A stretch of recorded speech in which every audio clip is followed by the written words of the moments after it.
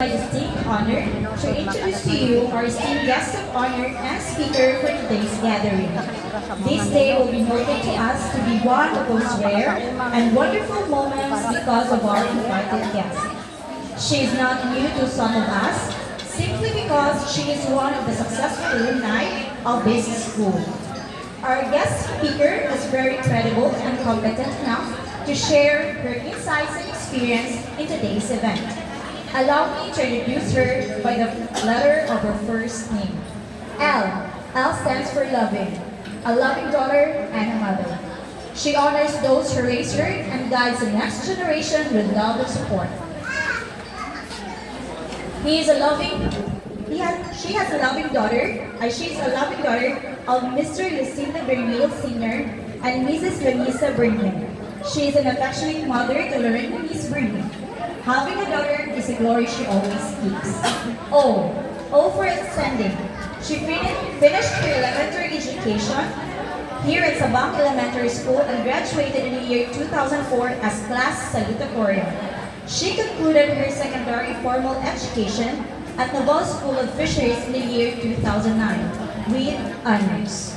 As a young spirited individual who was full of dreams just like any of us, she took Bachelor of Special Needs Education in Biliran Province State University, where she graduated with distinction as magna cum laude in the year 2022. R. R stands for resilient. She overcome hardships and challenges with courage and determination. She acknowledges difficulties without being defined by them. She recovered from setbacks and continued moving forward with purpose. N stands for nurturing. She is a nurturing mentor to the young minds of Little Sunshine Early Learning Center, OPC as Dolphin Group teacher and a SPED team leader. She guides her little learners with patience and encouragement, fostering curiosity and confidence so that these children's growth and learning become a journey of discovery and self-belief. E. E stands for exceptional. She is an exceptional individual. Being exceptional, she strives to grow, treats other people with kindness, and brings her unique strength to the world in a way that inspires and uplifts those around her. L. L stands for loyal. Our guest speaker is a loyal wife to her husband, Mr. Dominic True. Despite the distance, which is kind but challenging, she stays faithful in words and in actions. Y. Y stands for yearning for growth. She is driven by curiosity and self-improvement.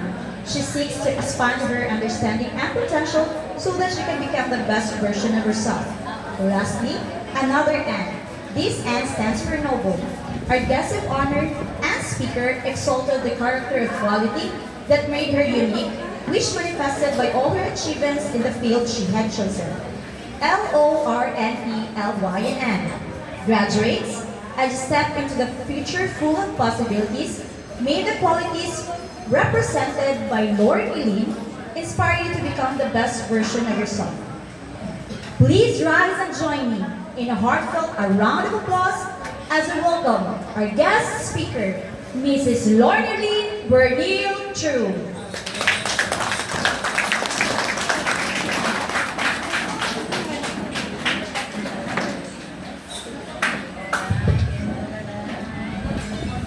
Thank you so much, ma'am, for that kanang wala ko na-expect sa introduction. You may now see. Kanang ikot lang mo. Thank you. So, to our EPS values, Ma'am Grace Dorano, to our Naval District 1 administrators, headed by Dr. Alma M. Atibula, to our school head, Ma'am Jeneline A. Astilio, teachers, faculty, and staff, and to our barangay officials, headed by Honorable Limakot Trinidad, to our parents, guardians, graduates, and completers, good morning, everyone! Good morning! Oy, maayong buntag sa atong tanan! So, it's an honor and privilege to be invited as one of the speakers this morning. So actually, dugay na kong dili mo balibad ko kay mauwaw ko, no? Pero it's a chance to share to you my experience na I hope makahatag o kanang ma-inspire, labi na ang mga graduates and completers. So, success isn't just about what you accomplish in your life, it's about what you inspire others to do. This is the quote that I really love nga, ang success di ay it's not about unsang atong na-accomplish sa kinabuhi, apan how we inspire others to do. So, na-share na sa akong background about sa akong parents. So, akong mo share ko sa inyo mga graduates and completers, no? Unsang akong background ay makasabot po mo. So, ang akong mama, si Eunice Lloveras, at ang akong tatay, si Lucindo Bernil. Ang akong mama, usara siya ka-housewife. Hopefully, di ko makailang, no? Ang akong papa is usa ka mangingisda o farmer po siya. So, pituli ka magsuon o I am the fifth child. Ikalima ko. Okay, mo share lang ko little bit about my elementary years. Actually, sa elementary pa ni, so kasagaran man good pag-inspiration is mag-share ta sa mga negative side. But I am grateful and honored ng akong parent, bisan lisod sila, no? Makakaon gyapon mo igin sakto. Kamo, kumusta mo? Nakakaon ba mo? Sakto 3 times a day? Ha? Nakakaon ka 3 times a day or more than 3 times a day pa? Diba? Lagpas pa. So you are loved by your parents. Swerte na mo kaayo.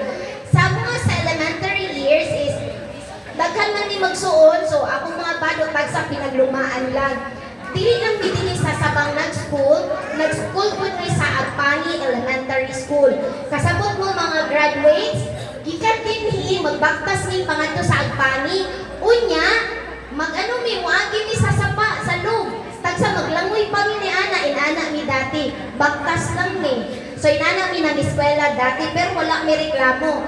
Nakoy time nga dili na ko makalimtan sa nag-eskwela mi sa Agpani is ako as a kanang estudyante kasabot mo nami usa ka purple nga bawnanan kay nung tumis kuya ani.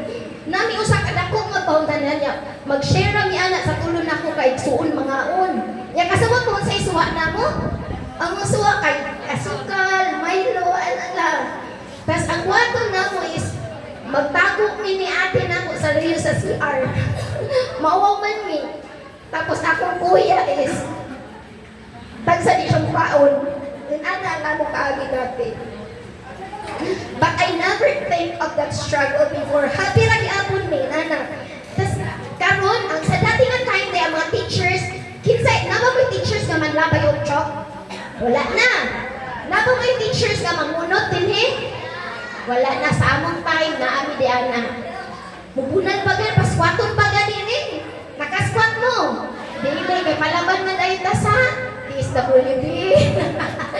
Pero sa among time na ami di ana mga bata sa mga graduates o sa mga bata. Pero bisag strict ang among teachers before, we are so grateful sa inaha. So, in my secondary years, sa secondary ko, nag-eskwela ko NIT, balit-balit ko, second year na ako is Almeria National High School. Then sa third year na ako, dingato na ako sa fisheries. So, sa Almeria National High School, honor man dali graduate, no? Pag-abot ko nako ngadto sa Almeria, first time in my life na nakadawat og parakol nga grade. Gitagan kong 76 sa duha ka mga teachers. Ug kadto nga teacher, pagkaskita ni mama nga nakoy 76, gibunalan taon ko to the highest level. Kay wala siya nagtuo nga makaparakol ko grade, never get na. O kana nga teacher, nakoy certain teacher dito nga makita gani ko sa iya, mangurog na gyud ko, promise. Di ko ganan mamusuod siya, kay pamayan man siya kaayo. Ana siya, I don't know if nakita ko mag-mention ka ng respect sa iya, hakit iya man po to. Mangurog ko siya nahatag sa akong 76 nga grade. And then, ingat to ni mama. Anak si mama na mo ka-supportive, di away niya nga to. Nga na kita galing mo 76 akong anak, kaya ingon, di daw ko ka mo multiply. So, ang mama, di ka mo multiply na na-order ka na. And then, pagka next grading, kitagaan akong grado ng 98. Ana ang gamit sa atong mama. So, lang kita kaya din, Ana. So, sa fisheries na ko, so, ang akong papa missing sa dagat. So, last April 2008. So, missing, kaya wala din daw makita niyang lawas. So, in my college life, as a student, I really love to study. Pero ang problema kay, financially, lisod dili kaya i-afford ni mama nga suportaran among pag-eskwela. Ning try kong eskwela o college, lisod kaayo, naghinilak na dyan ko, ana. Promise. Naghinilak ko kay ako'y pambayad o tuition. Huwag may kabayad o tuition. Nangutang ko ato sa akong uyuan. Kitagan kong mga coins, pinabayad na ako, grabe pa na akong hilak ato nga time. Super hilak. Ay, so, undang kong eskwela, no choice. Ningadto ko sa Manila. Si mama, mas mama, ayaw ka sa Manila kay bata pa ka. O niya, kay kitang mga bata pa, mga gahi man tag-ulo. Tinoo, dili. Subang mo, diha. Gahi dyan tag-ulo. Sa bata pa ta. Nagbuot ta. So, ningadto ko Manila until nagkaanak, naburon ko at the age of 19. So, nanganak ko at the age of 20. So, ang papa sa akong anak is nawala ko siya. During that time, that's my super downest part in my life. Nga naburon ko og nanganak sa 20 ang edad. But, my dream didn't stop. Because I really love to study. So pagkaanak na ako, maninda, bisag unsa mamunit og bakal, mungana sa kanang mamunit og kanang buhol, inana akong kinabuhi dati. Pero nasa akong mind nga gusto jud ko motiwas og eskwela. Balik og Manila, nag-work. Nagtrabaho ko dito as katulong. Ano mo katulong? Magkuskus, nilig tanan. Until gikuha ko sa akong ate, nagtrabaho na ko ngadto sa staff as a staff or assistant secretary. I thought easy ang life. Kung gihapon, sige kay mga papel, baktas-baktas, init. When nagbaktas ko one time, super init ka, ayun na, ko sa akong self. I won't live my life like this forever. Di ko ganahin, ani akong kinabuhi. Until such time, nga nag-ipon ko, pinagis-tapang sa gino, kaipon ko, then, na I free tertiary education. Kasabot mo, ana, ang libre nga pag-eskwela sa college, that's the time I went back to my studies. So 2018, balik kong eskwela and I graduated. Before ko ni balik kong eskwela, mga bata, labi na kamo, gusto na akong ma-emphasize sa inyo kay kamo ang medyo may buot. Before ko ni balik kong eskwela, I really have the journal, damo kong journal. Nagsuwat jud ko, niana ko sa akong goal ha, I want to become the top of my class. That is my goal, pag-start pa lang na ako. And salamat sa Ginoo, I really nag-top ko sa akong pag-eskwela. It's because natay goal sa akong kinabuhi. And wala ko ni give up, wala tayo give up. Bisan kapong mga, una-una niya, usa ko ka nanay, usa ko nga nag-eskwela, nag-support, pero nakauman naman gihapon ko pinagis tabang sa Ginoo. So I graduated as the first batch of Bachelor of Special Needs Education, batch 2022. So for now, I am a teacher at Little Sunshine as one of the team leader nato sa school. So, sa board exam po na ako, self-review lang kay gusto man dyan sa kwarta. Wala pa man na-make na ako akong afam, mag-support unta. So, wala man. So, self-review ragod ang kaya nako nga gibuhat. So, mo na akong kanang experience, short ka na experience, kung sa'y lesson nga akong gusto i-share sa matag-usa sa inyo sa akong experience. First is to the parents. Please support your kids in all ways. Suportahin ninyo ang inyong mga anak, labi na ni tanan, unsang pamaagi nga kaya. Even ang atong pagpakita din is dako na nag-impact sa atong mga anak. Ikaduha, don't focus on grades. Kasagaran sa mga parents, mas sad if dili ma-honor ang ilang anak. No. Ayaw jud. Importante wa kabalik ang inyong anak. Achievement na ng anak human ang usa ka tuig. And help them to be a responsible and productive young citizen. Tabangi sila, dili lang mag-base na sa honor. Apan tabangi, mahimos lang produktibo na usa ka bata, usa ka kanang mahimo nga pag-asa ng bayan po, and let your kids enjoy being a child. As a parent, no, ayaw po palabihin ang atong anak is too much nga stress na to. Pa-enjoy lang sila sa ilang pagkabata. Ikaduha, muna akong ganahan. Kinsa sa inyo din mga graduates, nako mo'y paborito nga teacher? Namoy paborito teacher? Nako mo'y hate nga teacher? Elementary naman mo, pero muagi pa mo ana. So, but remember this one, mga graduates and completers. If you have favorite teachers, o namoy dili ganahan pohon, teachers are human too. Hinumdumin ninyo ha, ang mga teachers, tao na sila. And they are not perfect. Hindi sila perfect. O gusto ko mo share ka, Ma'am Ipay.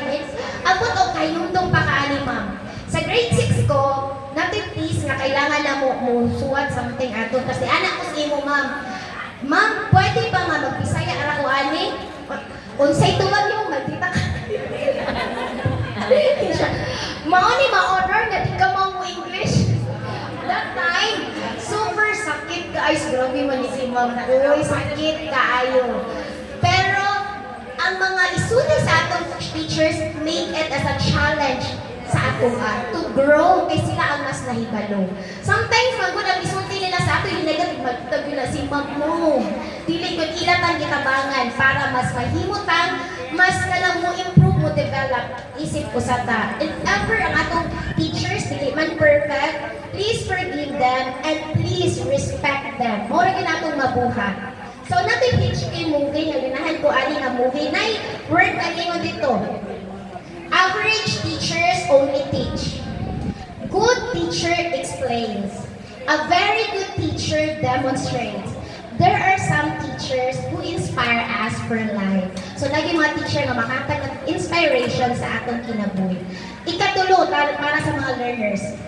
Make your parents and teachers proud. Maka-promise pa mo nga inyong himo yung parents and teachers proud po hon? Bantay man na ha! Do your part. Kasabot mo si Ate Lorny ninyo? Since elementary until college, umatakog alas 3 sa buntag ang mag-study. Di man ta bright, pero natay chance mo mag-study ka. Matungko 8 or 9, then alas 3 sa buntag mag-study jugo ana. Inana ang akong ginabuhat. Next is, forgive and understand your parents and teachers. Mga graduates, ayaw ninyo pugsa ang inyong nanay o tatay kung dili niya kaya ihatag sa inyo. Example, mga mo, mama, papa, ganahan lagi ko og cellphone. Bisag lisod yun inyong mama, papa, ayaw niyo pugsa. It's because parents give all what they can. Ihatag yun nila ang tanan nga para sa ato. Always listen to your parents. That's the 5th commandment of God. Sugo na sa Ginoo nga mutuman ta sa atong mga parents. Next is, honors are good, but good attitude is the best. Okay ra og honor mo or dili, pero ang pinaka-importante gyud pamatasan. Unsay gamit kung honor ka pero wala kay mga batasan. Okay? Lastly, success is not just finishing studies. It's your ability to survive in this world. Madiskarte sa kinabuhi. Dili lang naging successful ang mga tao nga tapos og eskwela. No, naay mga unsa na ilang trabaho but they are successful in their own way. So, that's the thing na I hope na inyo ma-remember. Before ko mo end, ganun ko mag-share sa inyong story. I hope inyo ning mahinungtuan. There's a story of an intelligent lawyer. A doctor, a lawyer, a little boy, and a priest were out for Sunday afternoon flight on a small private plane. Suddenly, the plane developed engine trouble. So nagsakay ning usa ka doctor, lawyer, little boy, priest sa plane. Amo gabati sila sa story ani. But ang katong plane na ay problema. In spite of the best effort of the pilot, the plane started to go down. Di ba? Bisag unsa sa pilot o kanang ayo ang kanang small plane, musad sa jud guba gid ang plane. So, finally, the pilot grabbed a parachute and yelled to the passengers that they better jump and he himself bailed out. Ingon siya sa kanang sakay siya, lukso na lang mo kay wala chance nga ma-save ka. So, nilukso ang pilot, kauban sa parachute. Unfortunately, naanalay tulong ka, kailan mo parachute? Unsa man na sa ato parakit na sa ato nalay na lang nabilin, niya kay pulong, upat pa may nabilin ng mga tao. So, ang doctor, ang una ni grab, ingon ang doctor, I'm a doctor.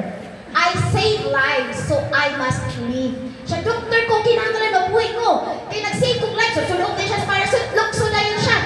Buhi siya. The next one is the lawyer. Bright ang lawyer, dili. Right. Intelligent lawyer, di atong title. Bright siya. The lawyer then said, I'm a lawyer, and lawyers are the smartest people in the world. I deserve to live. Siya, ako usa ka lawyer, bright jud ko kaayo sa abogado. Bright jud ko kaayo. So kinahanglan magbuhi jud ko. Pagkuha niya sa parachute, niglukso siya paniguro. See siya? Next one, the priest looked at the little boy. Usa na may nabilin, ingon ang pari sa bata.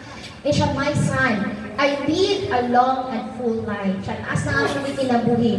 You are young and have your whole life ahead of you. Take the last parachute and live in peace siya. Ihatag ko na lang ni sa imo ang akong parachute kay bata pa man ka, ako may edad naman ko aron ka mabuhi. But ingon ang bata, ingon ang little boy. The little boy handed the parachute back to the priest and said, "No to worry, Father. Ay, kabala ka, Father.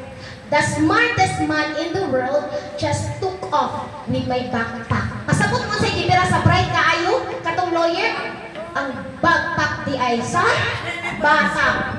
And what do you think? Kung saan itabuhan to sa lawyer? See the lesson?